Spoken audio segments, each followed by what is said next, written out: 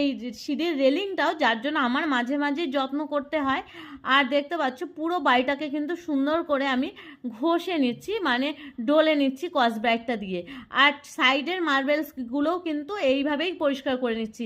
আর clinic plus shampoo ছাড়া তোমরা যদি ভাবো দামি শ্যাম্পু দেবে তাও দিতে পারো, কিন্তু একদম অল্প খরচে ক্লিনিক প্লাসটাই কিন্তু ভালো বাড়ি পরিষ্কার করার জন্য। আমি সবসময় এই শ্যাম্পুটাই ব্যবহার করি।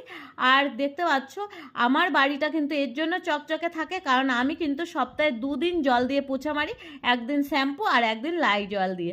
আর তোমরা চাইলেও এইভাবে পরিষ্কার করতে পারো। আর তোমরা যদি প্রতি সপ্তাহে না পারো, প্রতি সপ্তাহে কেউই পারে না, আমিও কিন্তু অনেক সময় মাসে একদিন ভালো করে করি, তাছাড়া মাঝে মাঝে করি। আর এইভাবে যদি পরিষ্কার রাখতে পারো টাইলস মার্বেলসগুলো কিন্তু নতুনের মতো থাকবে।